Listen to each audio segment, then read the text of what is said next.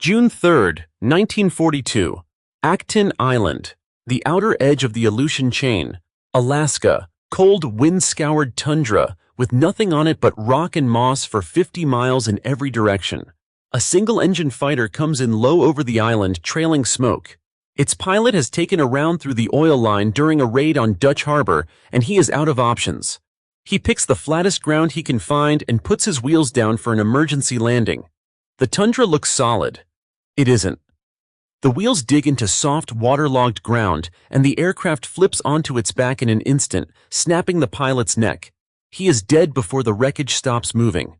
Within weeks, this crumpled Japanese Zero would become, or so the story is usually told, the single object that turned the Pacific War in America's favor. But 5,000 miles away, in a drafting room on Long Island, a man had already beaten this airplane. He had never flown a combat mission. He had never sat in a cockpit across from a Zero in the air, and by the time this wreck reached American hands, his airplane was already flying. His name was William T. Schwendler. Before we dive in, subscribe and tell me in one sentence where in the world you're watching from. I read every single comment. By 1941, every naval aviator in the Pacific Fleet accepted one number as gospel. In a turning fight, nothing American could survive a Mitsubishi Zero. It was lighter, more powerful for its size, and it could pull a turn no Allied airframe could match without shearing its own wings off. Navy pilots felt it as a physical fact in the seat of their pants. The Zero simply outflew them in every direction they tried to fight it. The Marine pilots who flew the Brewster F-2A Buffalo learned this at the worst possible moment, over Midway, cut apart by Zeros in a battle their own aircraft was never built to win. Brewster had looked at the same specifications everyone else had. Brewster walked away with a fighter that got its pilots killed. One man looked at the same impossible numbers and decided he wasn't going to try to win the turn at all. His name was William T. Schwendler. He was 25. He had never designed a fighter plane, never touched a combat aircraft in his life, and if you had told him in 1929 that his name would end up on some of the most decorated machines in naval aviation, he likely would have laughed and gone back to his drafting table. What he had actually spent his working life on, up to that point, was boats, seaplane hulls, amphibian floats, the unglamorous, waterlogged end of aircraft engineering, where the fight wasn't against an enemy, but against drag and buoyancy and the physics of getting a heavy machine off the surface of water. On December 6, 1929, he became one of 4 men who put their names on the incorporation papers of a new aircraft company, started not in a factory, but in a rented garage in Baldwin, on the south shore of Long Island. He was born April 1, 1904, the son of a German immigrant father, into a New York where the airplane itself was barely 25 years old. There is no surviving record of hardship or crisis in his early life, no dramatic poverty, no single defining wound. What there is, instead, is a quieter and in some ways stranger story. A boy who grew up watching the newest machine in human history become ordinary and who decided, without any obvious reason to, that he wanted to help build it. He enrolled at New York University as one of the first students in the country to study aeronautical engineering as a formal discipline, a field so new that the professors teaching it were often only a few years ahead of their students in what they actually knew. He graduated in 1924. His first job out of college put him at Loaning Aeronautical Engineering, designing amphibian aircraft for the U.S. military, the seaplane hulls, the boat hull fuselages, the engineering of a machine that had to work in 2 different worlds, air and water, without failing at either. It was exacting, thankless, unglamorous work. It taught him something the rest of his career would prove he never forgot, that an airplane's real enemy isn't the machine trying to shoot it down. It's the 1,000 small physical failures that happen quietly, in the air, when no one is watching. Have you ever built something that worked and had almost no one notice? By 1929, Loaning's operation was being absorbed into a larger company, and the men who had built its engineering culture, men who believed in strength margins and structural discipline over speed to market, found themselves suddenly without a company of their own. Rather than scatter into other firms, 4 of them decided to build one instead. Leroy Grumman put up the leadership and the relationships with the Navy. Jake Swerble brought the production instincts. Edmund Poor brought the financial backing. And William Schwendler brought the thing that would define the company's identity for the next 6 decades. An obsession, bordering on stubbornness, with building things stronger than the specification required. It wasn't a promising start. A garage. 4 men. No factory, no contract in hand, and the American economy about to collapse into the worst depression in its history within the same month they signed the papers. Sit with that for a second. 4 engineers, betting their careers on a rented garage, 3 weeks before Wall Street fell apart. What Schwendler brought to that garage wasn't a single brilliant invention. It was a design philosophy, and it would take a decade before the U.S. Navy, and an empire on the other side of the Pacific, understood exactly how dangerous that philosophy was. By 1938, Schwendler's design office had already started poking at a question nobody had asked them to answer yet. Could the F4F Wildcat, Grumman's existing carrier fighter, simply be built bigger, with a stronger engine bolted on, and stay competitive into the next decade of naval aviation? It was internal work, unofficial, filed under the company's own project number, G33. The math said no. Schwendler and his design partner, Richard Hutton, ran the numbers on dropping a larger engine into the existing Wildcat airframe and found exactly what a careful engineer finds when he tries to force a bigger engine into a smaller plane. The aircraft gained weight faster than it gained performance. The fuselage would need to stretch, the tail would need to grow, the propeller would need to lengthen, which meant the landing gear geometry no longer worked. One change triggered 5 more. By early 1941, what had started as a modification study had quietly become the outline of an entirely new airplane. Then, in June of 1941, the Navy made it official. The Bureau of Aeronautics needed a hedge. Vaught's new F4U Corsair looked extraordinary on paper, but its development was already snagged. A crashed prototype, visibility problems over the nose, a landing gear that bounced on carrier decks. If the Corsair slipped further, the fleet would be flying obsolete Wildcats against Japan's newest fighters with nothing in reserve.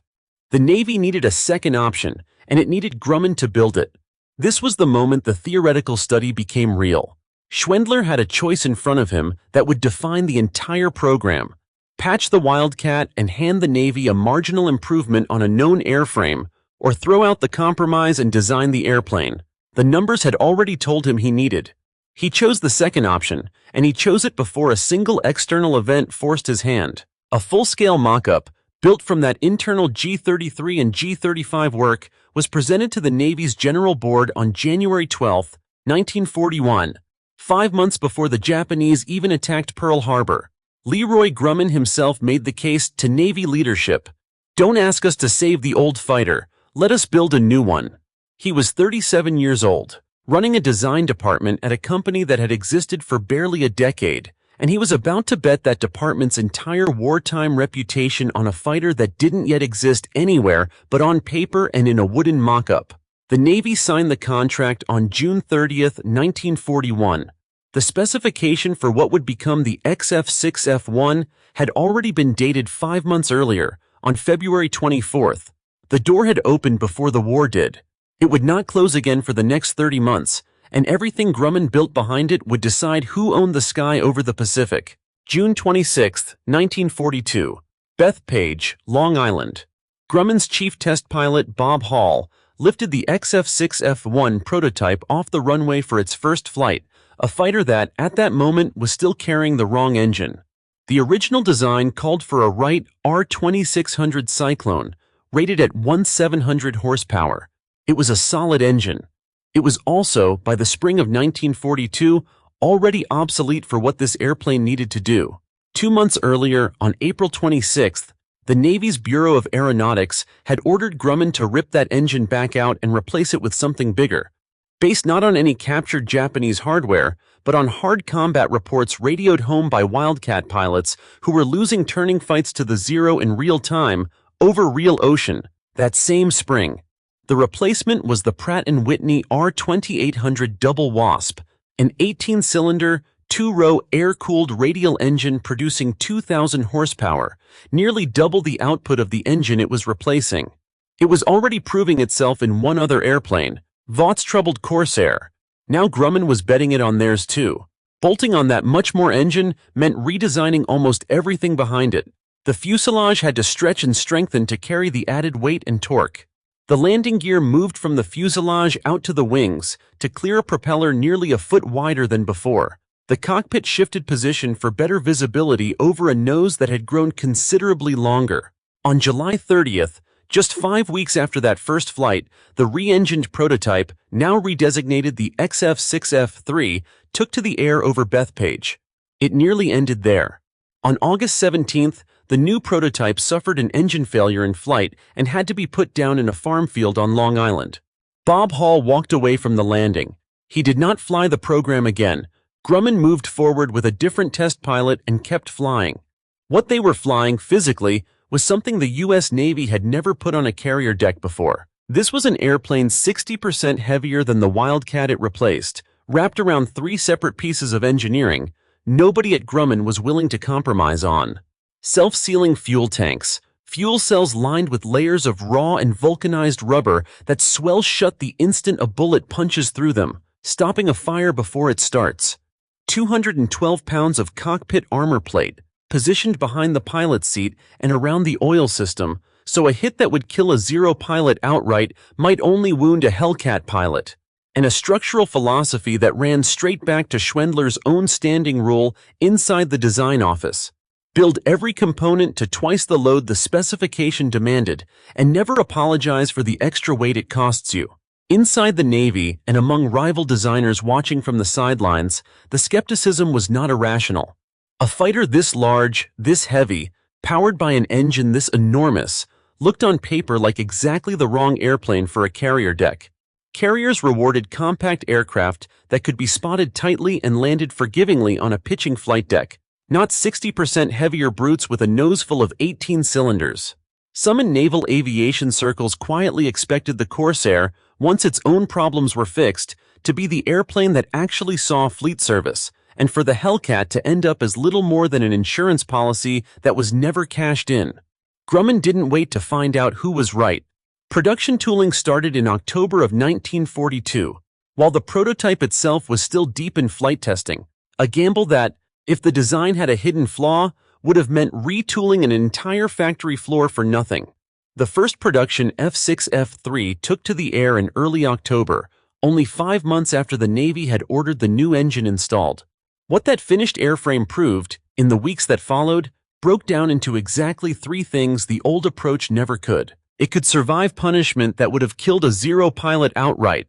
Armor and self-sealing tanks, turning direct hits into repairable damage instead of a funeral. It could be built faster than anyone thought a fighter this complex should be built, because every part of it had been designed from the start for a factory floor, not a laboratory. And it could put a green 19-year-old aviator, fresh out of flight school, into a cockpit against Japan's most experienced pilots and give him a real chance to come home, because the airplane was forgiving in exactly the moments a dogfight with the Zero was not. The men who looked at the specifications in 1941 and predicted a lumbering failure were reading the numbers correctly. They were reading the wrong numbers. They did not yet know they were wrong. By the time the guns fell silent in 1945, Grumman had built 12,275 Hellcats in barely 2 years, a production rate that turned Bethpage, New York, into one of the most important patches of industrial ground in the entire Pacific War. The airplane reached the fleet in stages, each one putting the design further to the test. Fighting Squadron 9 took the first production Hellcats aboard the USS Essex in early 1943, the initial fleet unit to carry the new fighter into deployment. Fighting Squadron 5 flew it into combat for the first time on August 31, 1943, in a strike against Marcus Island aboard the USS Yorktown. The Hellcat's first shots fired in anger against an enemy that had no idea what had just arrived, and Fighting Squadron 6 carried it aboard the USS Independence and later the USS Enterprise, flying under a commander who had already made his name in an older, slower Grumman fighter, a man whose story this script will return to.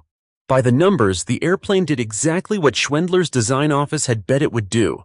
American and British Hellcats were credited with destroying 5,203 Japanese aircraft over the Pacific and 13 more over Europe, for the loss of 270 Hellcats in air combat. a kill ratio of 19-1. No other American fighter of the war came close to that number. One record inside that total stands alone. On October 24, 1944, during the Battle of Leyte Gulf, Navy pilot David McCampbell shot down 9 Japanese aircraft in a single mission, a record for the most enemy aircraft destroyed by a single American pilot in one flight that has never been broken. Against it stood one rival, and only one, that mattered, the Mitsubishi A6M-0, designed by Japanese engineer Jiro Horikoshi. For the first year of the Pacific War, the Zero had owned the sky through sheer maneuverability, a fighter built so light it could outturn anything the U.S. Navy put against it. Grumman never tried to beat it at that game. Schwendler's team built an airplane that refused to dogfight the Zero on the Zero's terms at all, trading turn radius for raw horsepower, armor, and diving speed, and let American pilots fight the war on the one set of terms where the Hellcat held every advantage. You are 19 years old, strapped into a Hellcat cockpit on the morning of June 19, 1944, somewhere over the Philippine Sea.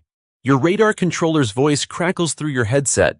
A raid inbound, bearing unknown, altitude climbing.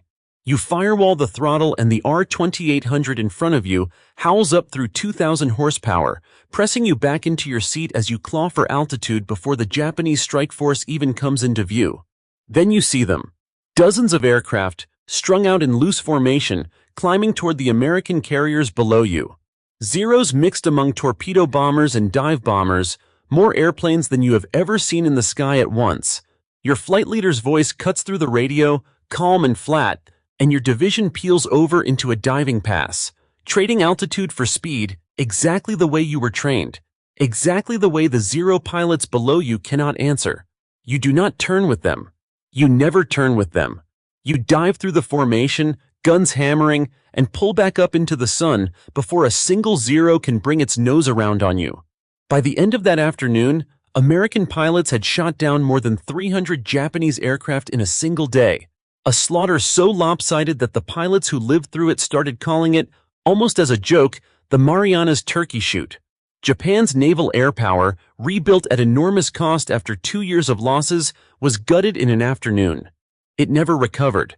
Back on the ground, behind the numbers, the war Grumman was fighting had a different shape as 12,000 airframes did not build themselves out of nothing.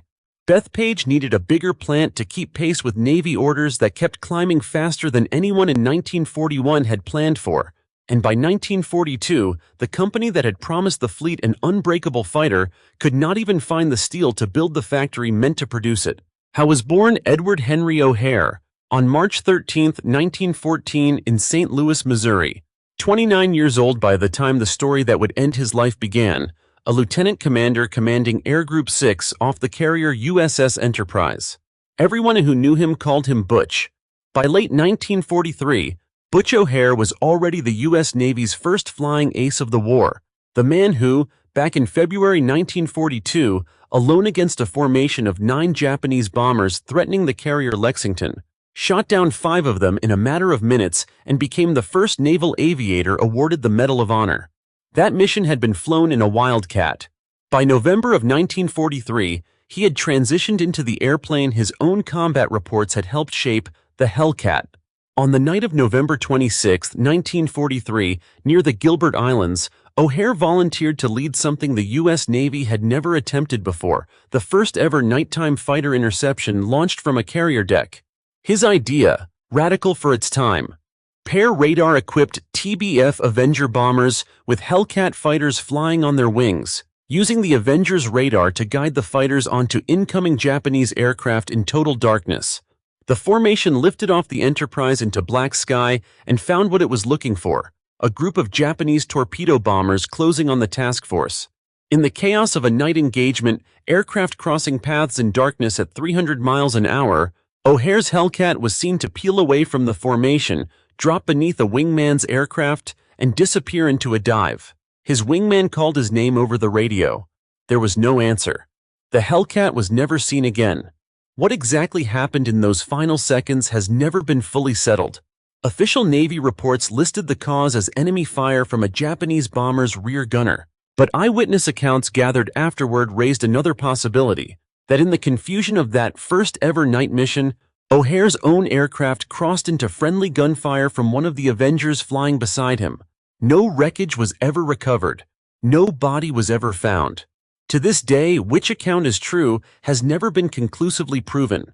He was posthumously awarded the Navy Cross for the mission. 2 years later, the U.S. Navy named a destroyer after him. 6 years after that, in September of 1949, an airport outside Chicago, the city where he'd grown up, was renamed in his honor. Millions of people move through O'Hare International Airport every year without knowing why it carries that name. There was no general, no admiral, no rival executive standing across a table from William Schwendler demanding he hand over control of what he'd built. The force that closed in on the Hellcat program in 1942 wore no uniform and signed no orders.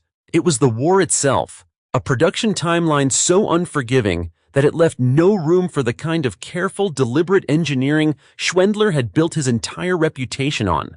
The math was brutal and specific. The Navy needed Hellcats in the fleet, not in a laboratory. Every carrier air group forming up in the Pacific in 1943 needed a full complement of fighters waiting for it, and Grumman was the only company positioned to deliver them in the numbers required. That meant Bethpage had to become, almost overnight, one of the largest aircraft production complexes on the East Coast, and Grumman did not have the raw material to build it. The country's steel production in 1942 was earmarked layer by layer for tanks, ships, and munitions first. Aircraft plant construction stood well down that list.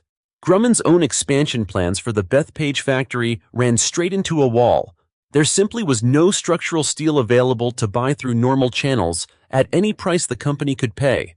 Jake Swerble, Grumman's general manager, found the material anyway, not from a steel mill, but from the scrapped remains of a New York City elevated railway, torn down and sold for salvage. The girders that once carried commuter trains over Manhattan streets went instead into the frame of the building where Hellcats would be assembled. It became, half joking and half true, the origin of a rumor among Navy pilots that the Hellcat itself was built out of old subway steel. Inside that pressure, Schwendler made the decision that defined the airplane's entire character. The Navy was not asking for the toughest fighter in the Pacific.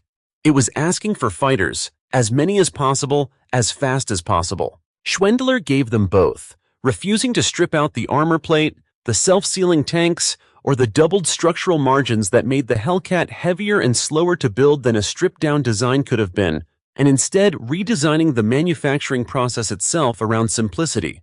Standard, interchangeable components, straightforward assembly, nothing exotic that a wartime factory floor couldn't turn out by the thousand. The redesign worked exactly as intended. Production tooling that started in October 1942, while the prototype itself was still in flight testing, delivered the first production F6F to the Navy by January 1943, a gap of roughly 3 months between an unproven design and airplanes rolling off the line in quantity. It was a gamble that, had a serious flaw turned up in flight testing, would have meant scrapping an entire factory's worth of half-built airframes. It did not turn up. The airplane the Navy received in the Gilbert and Marshall campaigns of late 1943 was, structurally, the same overbuilt airframe Schwendler had insisted on from the first pencil sketch, mass-produced without ever being cheapened. There was no confrontation to win here, and no villain to name. The refusal Schwendler faced down was arithmetic: not enough steel, not enough time, not enough margin for error. And he answered it not by compromising the design, but by re-engineering the factory around it instead. The war ended in September 1945, and within a few short years, a story had already hardened into popular memory that left William Schwendler almost entirely out of it. The story went like this. The Zero had ruled the Pacific sky, unbeatable and mysterious, until a lucky discovery on a frozen Alaskan island handed America the blueprint it needed to finally beat it. Test pilots flew the captured wreck, found its weaknesses, and American engineers built the Hellcat to exploit them. It is a clean story. It has a single dramatic object at its center, a crashed enemy fighter, and it required no one to understand who had actually spent a year and a half designing an airplane before that wreck was ever found. The documented record contradicts nearly every part of it. Grumman's specification for the airplane that became the Hellcat was dated February 24, 1941. The Navy signed a production contract on June 30, 1941. Both of those dates fall a full year before Tadayoshi Koga's Zero crash-landed on Akutan Island in June 1942, and by the time that captured aircraft was repaired and flown for the first time, in the autumn of 1942, the Hellcat prototype had already been in the air for months. What actually changed the airplane's design in the spring of 1942 was not a captured enemy fighter. It was a Navy order, issued in April, based on combat reports radioed home by Wildcat pilots fighting Zeros in real air battles, to swap in a bigger engine. The myth simply replaced one true story, an engineering team's early and correct bet, with a more cinematic one, and it has outlived the man who made that bet by nearly half a century. Schwendler never publicly fought the myth. There is no recorded speech, no letter to a newspaper, no late career interview where he corrected the record for the history books. He continued, instead, exactly as he always had, running Grumman's engineering department, then rising to executive vice president and eventually to chairman of the company's board, all under a corporate name that had never carried his own. That was, in a sense, the arrangement from the beginning. Grumman Aircraft Engineering Corporation bore the name of one founder. The fighters it built carried names like Wildcat, Avenger, Hellcat, Bearcat, never a designer's name, in the way a Cartvelli designed Thunderbolt or a Horikoshi designed Zero occasionally carried an engineer's identity into public memory on the strength of post-war biography and press attention. Schwendler's name appeared on incorporation papers and internal engineering memos. It did not appear on recruiting posters, newsreels, or the magazine profiles that turned a handful of wartime aircraft designers into minor post-war celebrities. There was no financial ruin here, no forced resignation, no public disgrace to report. What happened to William Schwendler was quieter than any of that, and in its own way more thorough. An entire airplane's worth of engineering judgment, structural discipline, and wartime risk-taking folded into a company brand and a popular legend that needed no engineer's name attached to it at all. The airplane became famous. The myth about how it was built became famous. The man who actually built it did not. By the summer of 1944, the airplane Schwendler's office had bet on before Pearl Harbor was no longer just a fighter in the fleet. It was the instrument other men's names would be written into history with. The Battle of the Philippine Sea, June 19th and 20th, 1944, stands as the clearest case. Japan committed nearly 400 carrier aircraft to the battle, its last serious attempt to contest American naval air power in a single decisive engagement. American losses in the air that day numbered roughly 30 planes. Japanese losses ran past 200, by some counts closer to 300 once losses on the ground and aboard sinking carriers are included. A defeat so lopsided that Japan's carrier air arm, rebuilt at enormous cost after Midway, never recovered the pilots or the aircraft it lost in that single afternoon. The name that attached itself permanently to the battle was not Grumman's and not Schwendler's. It was the Marianas Turkey Shoot, a nickname born from the pilots who flew the mission, not the engineers who built the machine that made the lopsided kill ratio possible. 4 months later, at Leyte Gulf on October 24, 1944, David McCampbell shot down 9 Japanese aircraft in a single mission, a record for the most enemy aircraft destroyed by one American pilot in a single flight that stands unbroken to this day. McCampbell became the Navy's top-scoring ace of the war, with 34 confirmed kills, and left the war with a Medal of Honor and his name permanently fixed in naval aviation history. William Schwendler is absent from that citation, from the newsreels, from the magazine profiles that followed. The airplane McCampbell flew that existed because of a design decision Schwendler made in 1941 when he chose to build an airframe strong enough to survive combat rather than one merely light enough to win a peacetime speed trial. McCampbell's name is on the record. Schwendler's is not. Public credit followed the same pattern with the airplane's most famous pilot of all. Butch O'Hare's name is stamped on an international airport that moves tens of millions of passengers a year. It is stamped on a Navy destroyer. It appears in Medal of Honor citations, in post-war biographies, in the permanent record of American naval heroism. The airplane he died flying carries Grumman's name and the Navy's designation. It does not carry his chief engineers. Grumman's own post-war fate mirrored the pattern set during the war. Bethpage kept building, the F8F Bearcat for the Navy, then the F9F Panther into the jet age, then a long line of carrier aircraft that carried the company through the Cold War. The company that had assembled Hellcats out of scrapped subway girders in 1942 eventually merged with Northrop in 1994, becoming Northrop Grumman, a name that still appears on defense contracts and spacecraft to this day. The design philosophy Schwendler had insisted on from a rented garage in 1929, build it stronger than the specification demands, outlived him by decades, inside a company whose name had never once carried his own. The company Schwendler helped found in a rented garage in December 1929 followed a straight, traceable line for the rest of the century. Grumman Aircraft Engineering Corporation became Grumman Aerospace Corporation as the jet age and the space race pulled the company past propeller fighters and into carrier jets, the A-6 Intruder, and the lunar module that carried American astronauts to the surface of the moon. In 1994, Grumman merged with Northrop to form Northrop Grumman, a name that still appears today on fighter jets, spacecraft, and defense contracts, 6 decades after 4 men signed incorporation papers with almost nothing behind them but a design philosophy and a rented building.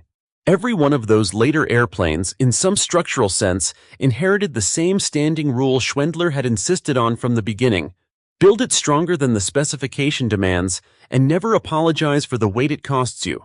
The Hellcat itself did not disappear quietly when the war ended. Hundreds of surplus airframes were stripped of their armament and converted into F6F 5K target drones, full-scale, radio-controlled aircraft used to test anti-aircraft gunnery and missile systems through the late 1940s and into the Korean War. In one of the stranger footnotes in the airplane's history, some of these drones were modified further, fitted with television cameras in the nose and packed with explosives, then flown by remote control directly into targets in Korea. Launched from the carrier USS Boxer in 1952, nearly a decade after the airplane's combat debut over Marcus Island.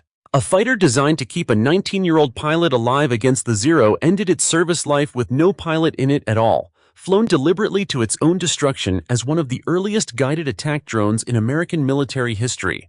And the airplane story connects backward too, to 2 other names this channel has already told in full. Grumman Aircraft Engineering Corporation, the company Schwendler helped build from nothing in that Baldwin garage, is the same company whose full corporate rise and fall this channel has already covered in detail. And in a strange coincidence of engineering, the finished Hellcat came out only slightly smaller than another fighter. This channel has told the story of the Republic P-47 Thunderbolt, the enormous single-seat fighter designed by Alexander Kartveli, an engineer who, like Schwendler, built a legendary wartime aircraft and watched history remember the machine far better than it remembered him. William Schwendler got the engineering right before anyone asked him to. He bet an entire design office's wartime reputation on an airplane that didn't exist yet. 5 months before Pearl Harbor forced the country's hand, and every number that came after, 12,275 built, a 19-to-1 kill ratio, an afternoon over the Philippine Sea that broke Japanese naval air power for good, proved he was right before anyone else could see it. He also got something else right, quieter and less celebrated. He built an airplane strong enough that the men flying it, teenagers most of them, had a real chance to come home even when the mission went wrong. Not every engineer with a legendary airplane to his name can say that. History took the myth instead of the man. It remembered a crashed enemy fighter on a frozen island and forgot the 1.5 years of drafting table work that came before it. It could take his name off the recruiting posters, off the magazine profiles, off the popular story of how this airplane came to be. It could not take the airplane itself. The next time you see that unmistakable gull-nosed silhouette in an old newsreel, remember there was a name behind it that history almost let go entirely. And if you want to meet the other man behind that machine, sitting in the hangar next to it, the engineer who built the airplane Grumman was racing to beat, that story is waiting for you on your screen right now.